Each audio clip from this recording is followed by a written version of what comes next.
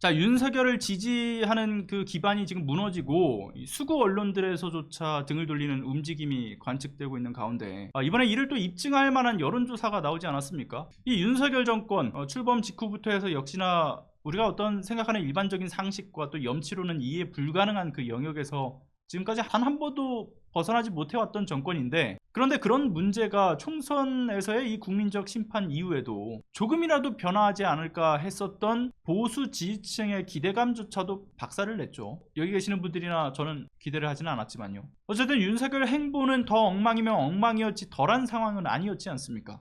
그런 와중에 이 보수 지지층에서조차 비토 정서가 상당한 그 김건희가 다시 공식 행보를 한 점도 역시나 이 정권은 공정과 상식은 온데간데 없이 그저 어떤 윤석열 김건희의 생존만이 이 정권의 국정 방향이구나 라는 그런 이야기에 힘을 실어줬고요. 이는 야당뿐만 아니라 이 여당 내부에서도 정말 심심치 않게 들려오는 이야기가 되어버리기도 했죠. 그러니까 사실상 국민의힘을 지지해왔던 보수층에 있어서도 정말 절망스러울 수밖에 없는 일의 연속일 겁니다. 또 오죽하면 그 수구매체 논설위원조차도 비판을 쏟아내죠. 이를테면 최근에 있었던 그 박근혜 문고리였던 정호성을 기용해서 그 관련돼가지고 안드로메다 기용이다라는 표현을 쓰지 않나. 그 밖에 정부의 연금개혁을 무너뜨리는 행위에 대해서 이 보수 정권의 나팔수라는 조중동까지 달려붙어가지고는 정부 여당을 비판하는 그 사설을 쏟아내는 일도 최근에 계속 있었죠. 여러모로 계속되는 국정의 난맥상에 이제는 두 손 두 발을 다 든 것이 아닌가 싶기도 합니다. 억지스러운 쉴드에도 이제 한계가 생긴 거죠. 그리고 연금개혁도 그렇지만 최근에 뭐 해외 직구 금지의 번복,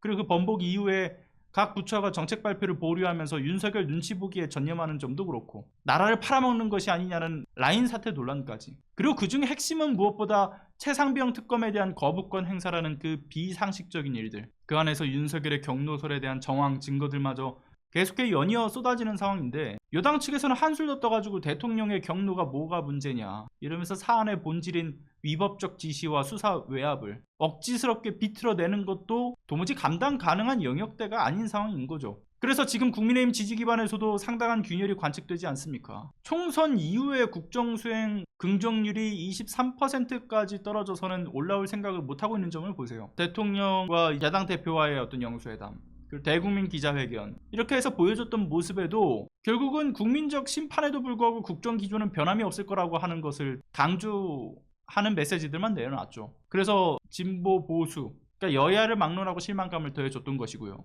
그러니까 앞서 말씀드렸던 것처럼 최상병 특검에 대한 경우에는 거부권 행사 문제, 이거는 되려 보수 성향의 이탈이 굉장히 눈에 띄게 늘어났더라고 해요. 그러니까 이번에 한국갤럽 조사를 통해서 나온 것을 보니까 총선 이후부터 지금까지의 추이, 다름 아닌 보수 성향의 상당수가 좀 분포되어 있는 70대 이상 연령층에서 흔들리고 있다는 것을 보여줬죠. 총선 직전에 65%였던 긍정률이 총선 이후에 18%포인트가 하락해서 47%가 됐고요. 최상병 특검법에 대한 윤석열의 거부권 행사 이후에 43%까지 떨어집니다. 심지어 대구 경북 거주자들 중에서 국민의힘 지지자들을 기반으로 해서 조사를 했더니만 그 안에서 60, 70대 연령대에서도 큰 폭으로 긍정률이 하락한 것도 관측이 되고요. 그뿐 아니라 정당 지지율도 마찬가지예요. 한국갤럽의 경우는 이제 정례 여론조사에서 보통 국민의힘과 민주당의 정당 지지율을 조사하면은 국민의힘이 좀 더 높은 지지율을 보이거나 아니면 대등한 정도의 수준을 보여주는 경우가 대부분이었는데, 이번에 5월 4주차 정당 지지율에서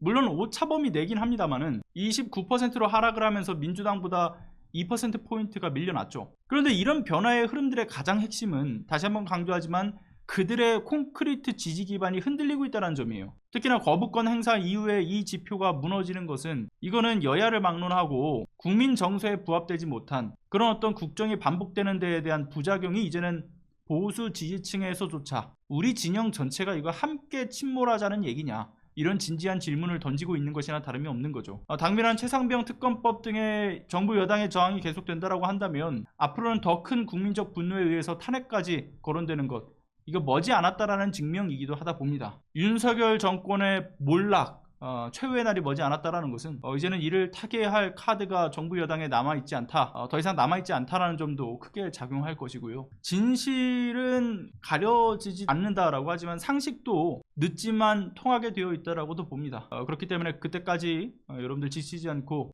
깨어있는 시민들의 조직된 힘, 그 결속력을 믿고 의지해 나가는 게 전 가장 중요하다고 봅니다. 그래서 그 결속력을 또 흔들기 위해서 여러 잡음들을 더 키우려는 그 움직임들도 더해질 텐데 여기에 휘둘리지 않으셨으면 좋겠다라는 말씀도 개인적으로 꼭 드리고 싶었습니다. 뭐 어떤 방식으로든 잡음이 더해질 수 있다라고 봅니다. 내부 흔들기, 결속을 흔들기 위한 여러 잡음들을 말씀드리는 거죠. 뭐 특정해서 어떤 사건이다라고 말씀드리는 것은 아닙니다. 하지만 항상 중요한 이 결속이 필요한 순간순간마다 그들이 해왔던 전략들이라고 보고요. 그게 뭐 커뮤니티 등을 통해서 또는 여러 뭐 유튜브 방송에서 들어와서 내부를 흔드는 여러 어떤 채팅 뭐 이런 것들이 여러 좌표 찍기를 통해서 이뤄질 가능성은 전 배제할 수 없다고 봅니다.